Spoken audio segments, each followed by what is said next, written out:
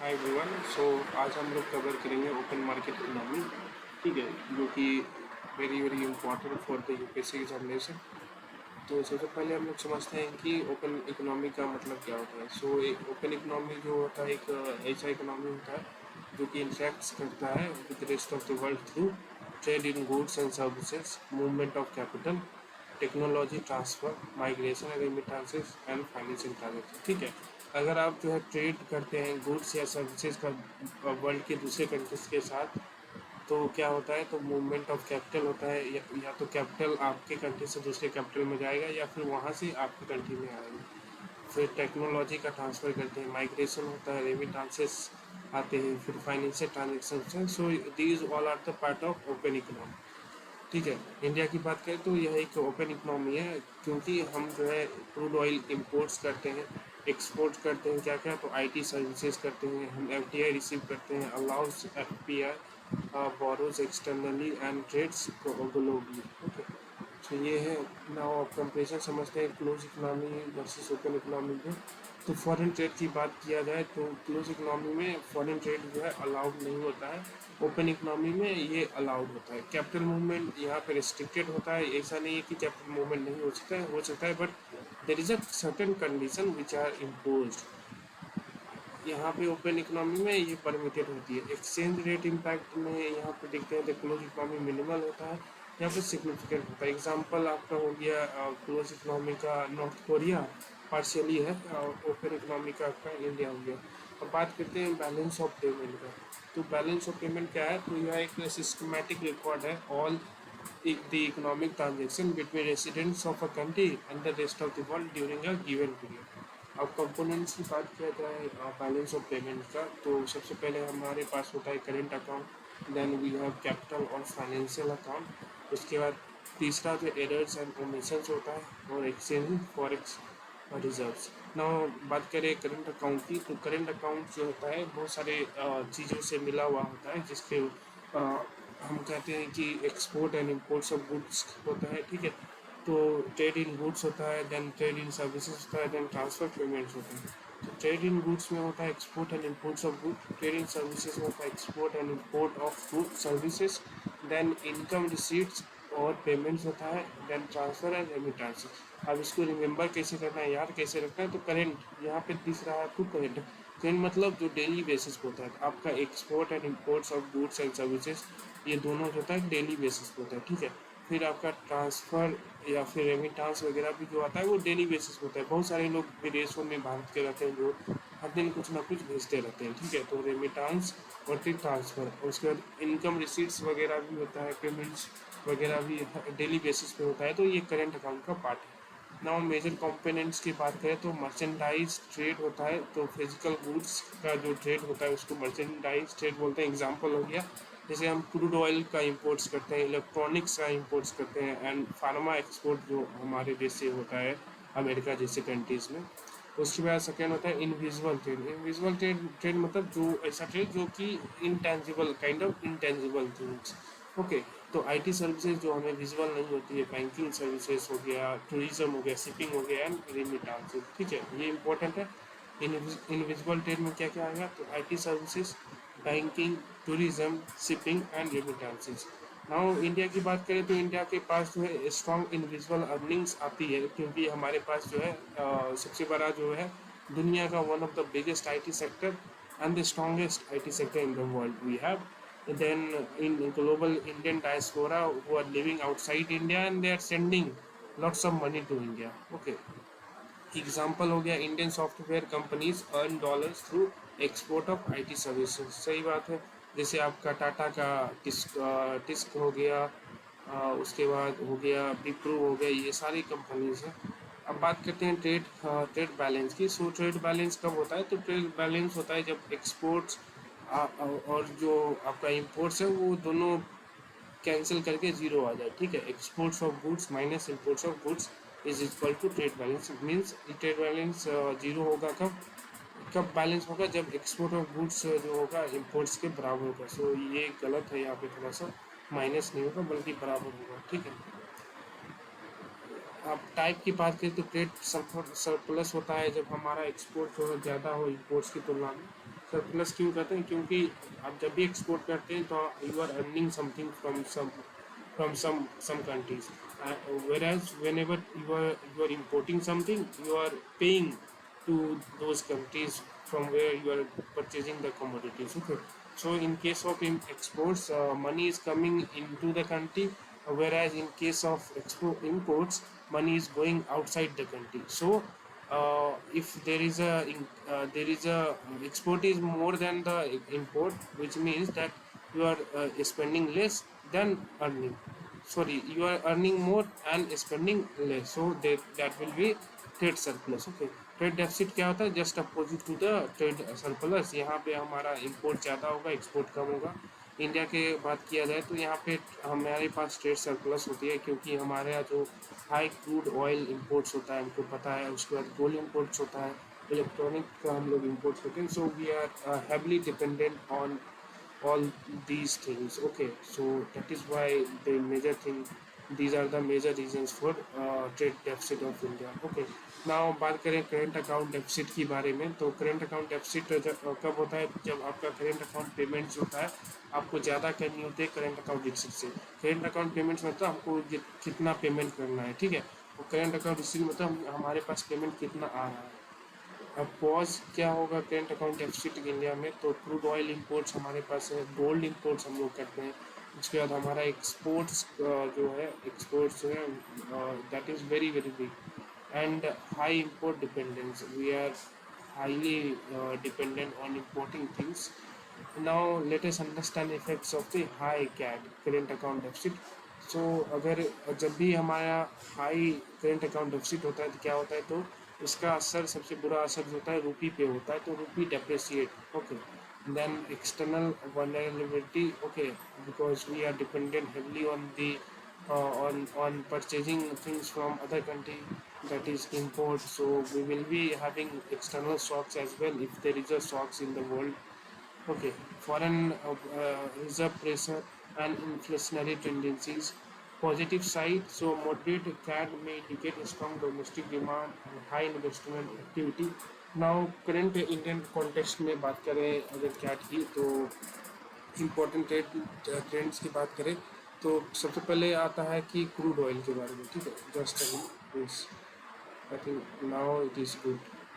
तो सबसे पहले क्रूड ऑयल इंपोर्ट की बात करें तो इंडिया रफली जो है 85% जो हमारा क्रूड ऑयल नीड्स है वो हम इंपोर्ट करते हैं. ठीक है. सो क्या होता है इसमें, जो जब भी ग्लोबल ऑयल प्राइस राइज होता है तो हमारा जो इंपोर्ट बिल होता है वो भी राइज करता है, और जिसके कारण जो होता है हमारा करेंट अकाउंट डेफिसिट जो होता है वो बढ़ते ही जाता है, और रूपी जो है वीकन होता है. क्यों होता है वीकन? क्योंकि हमें जो है ज़्यादा डॉलर जो होता है या फिर फॉरेन करेंसी में पेमेंट करना होता है ज़्यादा, तो ऑयल प्राइसेस के लिए. ठीक है, जो भी हम ऑयल परचेज करते हैं तो उसको हम और ज़्यादा हमको पे करना होता है, जिसके कारण हमारे पास जो होता है फॉरेन करेंसी या फिर फॉरेक्स जो है वो कम बचता है, जिसके कारण जो है रूपी पे उसका असर होता है, रूपी वीकन होता है. इसका रीज़न क्या क्या हो सकता है? तो रसिया यूक्रेन कॉन्फ्लिक्ट और अभी जो ईरान का कॉन्फ्लिक्ट है, आपको पता ही है. ठीक है.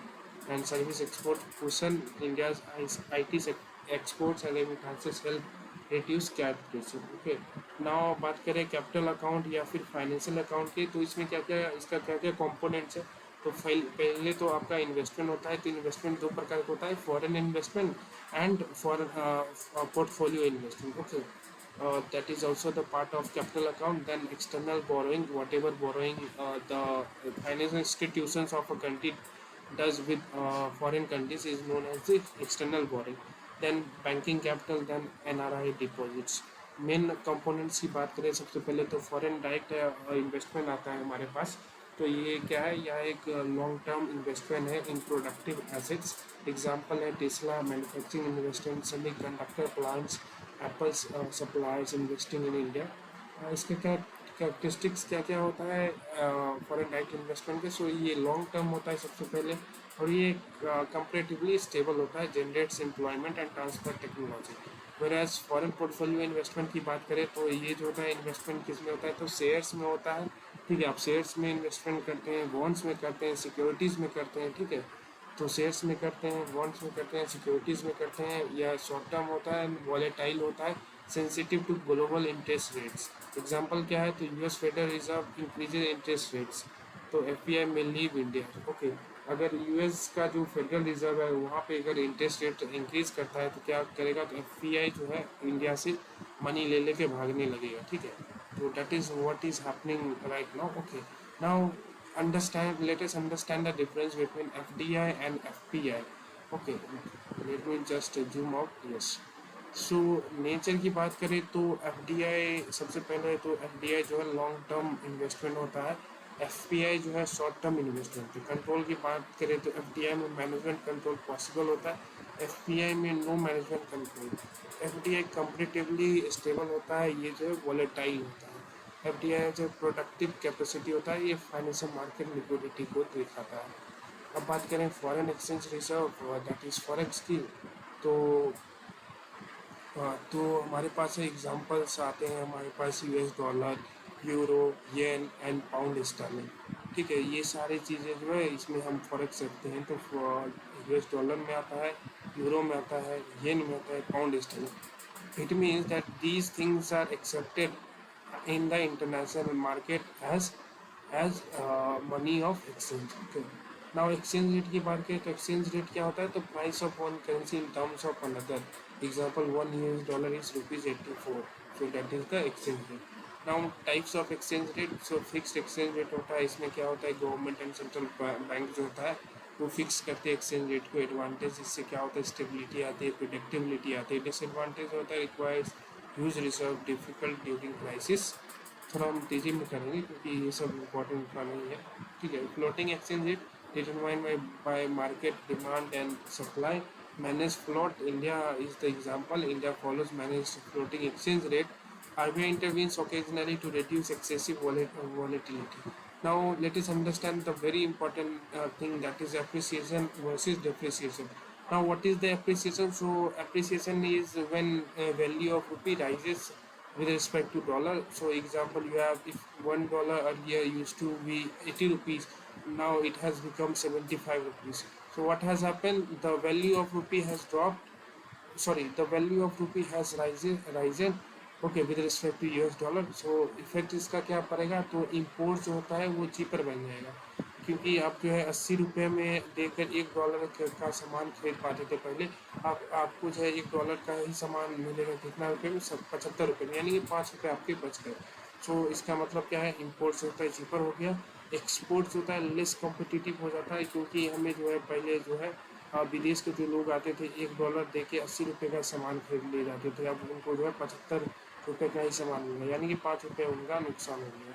तो इट मीन्स एक्सपोर्ट, उनके लिए एक्सपोर्ट हमारा जो है लेस कॉम्पिटिटिव हो गया, अट्रैक्टिव नहीं रह गया, और इम्पोर्टेंट इन्फ्लेशन रिड्यूसेस, और जो इम्पोर्टेंट इन्फ्लेशन होता है तो क्या हो रहा है, रिड्यूस हो रहा है। ठीक है, डेप्रिसिएशन इसका अपोजिट होता है, जब वैल्यू ऑफ रुपी फॉल्स।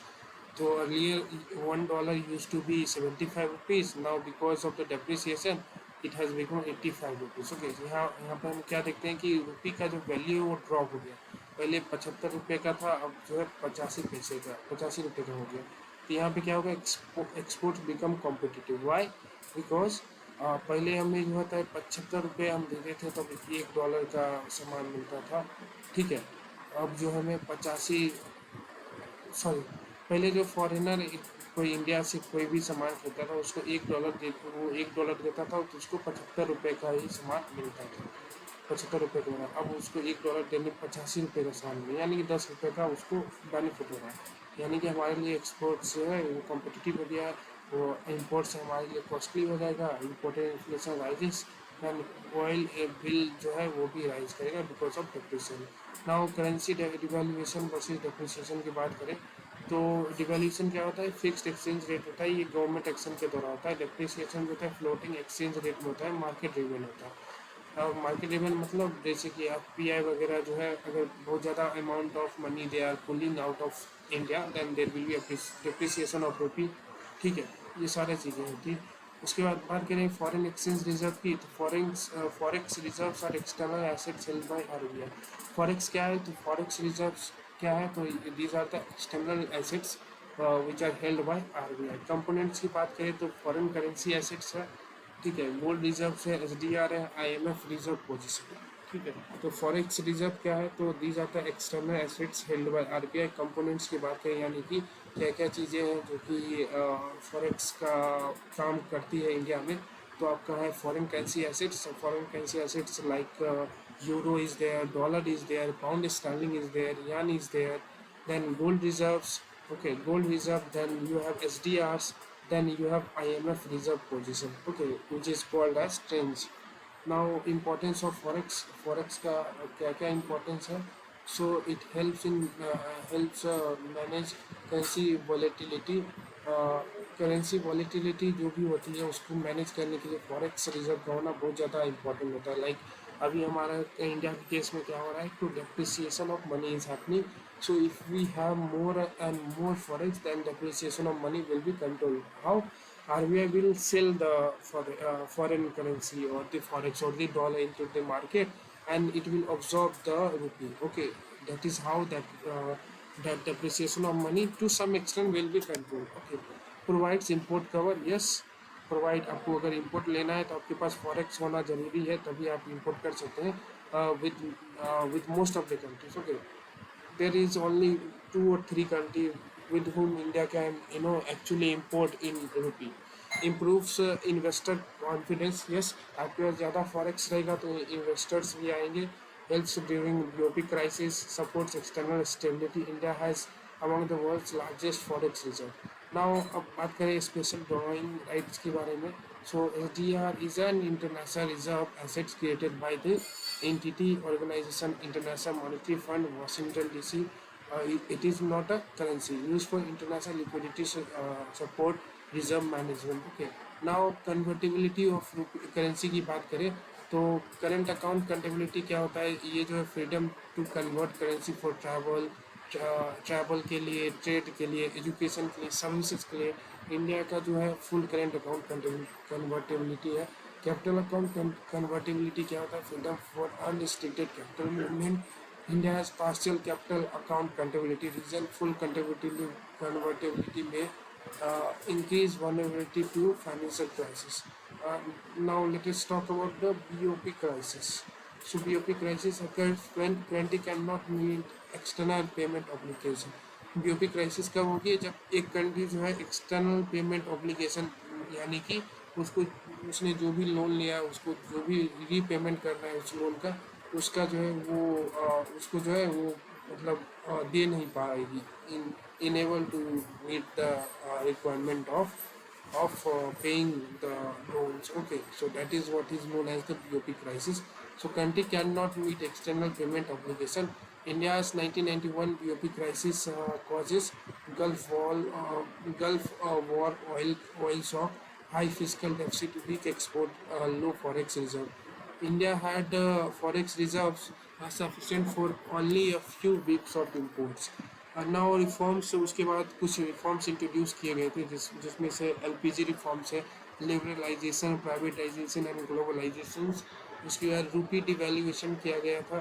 ठीक है, ट्रेड लिबरलाइजेशन हुआ है, इंडस्ट्रियल डी लाइसेंसिंग हुआ है, जो पहले काफ़ी ज़्यादा लाइसेंस राज जो चलता था उसको हटा दिया गया है।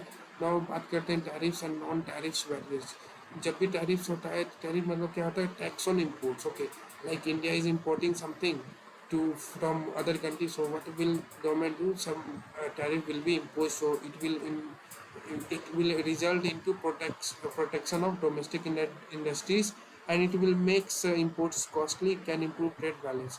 Non tariff barriers क्या होता है, तो quotas, standards, licensing, anti dumping duties. Okay, non tariff barriers क्या है, तो कोटाज वगैरह आप लगा सकते थे कि 10% कोटा ही आपका फॉरेन प्रोडक्ट हो सकता है किसी खास सेक्टर में। ठीक है, स्टैंडर्ड्स आप सेट कर देते हैं कि इतना क्वालिटी होना चाहिए पर्टिकुलर प्रोडक्ट को अगर इंडिया में इंपोर्ट होना है तो। लाइसेंसिंग वगैरह, requirement of licensing you have imposed, anti dumping duties. Now protectionism versus free trade. Protectionism में क्या होता है, तो आप जो है अपनी डोमेस्टिक फार्म्स को प्रोटेक्ट करना चाहते हैं, फ्री ट्रेड में जो है इंक्रीज करते हैं कंपटीशन का बाहर से भी और आपका डोमेस्टिक सेक्टर से भी। हायर टैरिफ्स प्रोटेक्शनिज्म का एक रिजल्ट है कि आप हायर टैरिफ्स इंपोर्ट करते हैं, इसमें फ्री ट्रेड में आप lower tariffs may reduce efficiency, improve specialization. Now WTO and India की बात किया जाए तो NTT organization, world trade organization Geneva Switzerland regulates global trade. Important issues for India, so agriculture subsidies एक इम्पॉर्टेंट इश्यूज हमेशा India के लिए रही है, क्योंकि इंडिया जो है एमएसपी वगैरह देता है अपने किसानों को, फार्मर्स को, जो कि developed countries does not like that. Food security, fisheries subsidies and e commerce rules. Now free trade agreement की बात करें तो agreement between countries to reduce trade barriers. So India's important FTAs है तो यूएई के साथ है, हमारा ऑस्ट्रेलिया के साथ है और आसियान कंट्रीज़ के भी साथ है। और हाल ही में अभी न्यूजीलैंड के साथ हुआ है, यूके के साथ हुआ है, यूरोपियन यूनियन के साथ हुआ है। नाउ ट्रेड डेफिसिट हमारा जो है चाइना के साथ है। क्यों है? क्योंकि हम जो है उनका electronics, machinery and solar equipments और एपीआईज वगैरह जो है बहुत ज़्यादा इंपोर्ट करते हैं। ठीक है, so that is why this create persistent trade deficit for India. ना रेमिटांसेस की बात करें तो मनी जो सेंड किया जाता है, इंडियंस जो अब्रॉड में वर्क करते हैं उसको रेमिटांस बोलते हैं।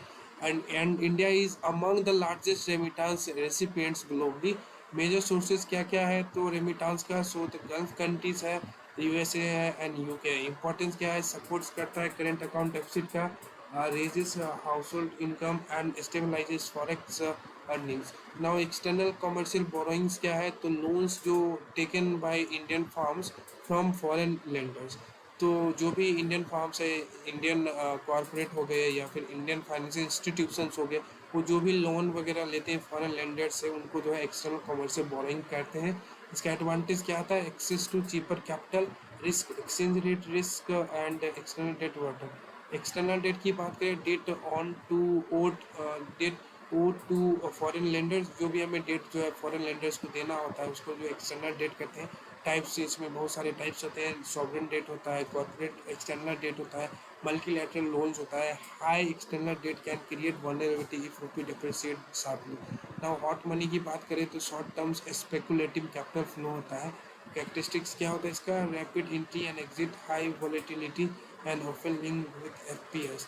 नाउ इम्पोर्टेंट इन्फ्लेशन क्या होता है तो इन्फ्लेशन जो कि राइज इन इम्पोर्ट प्राइसेस के कारण आता है। इम्पोर्टेड तो इसके नाम से ही पता चलता है ये जो है इम्पोर्टेड है, यानी कि इम्पोर्ट प्राइस के कारण जो होता है इन्फ्लेशन जो हमारा आ जाता है उसको ही कहते हैं imported inflation.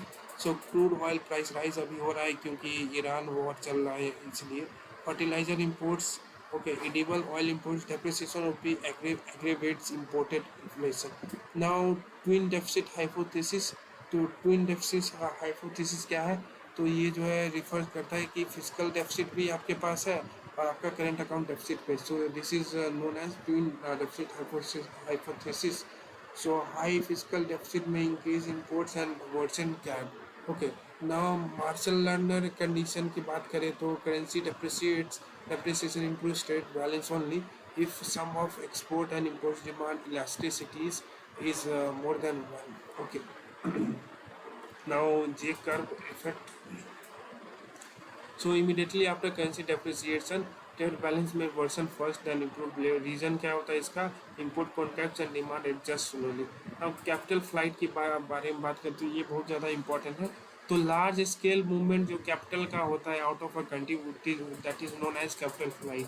What are the causes? So political it can happen because of political instability, it can happen because of currency fears, it can happen because of global uncertainty affects currency depreciation, forex reserve pressure.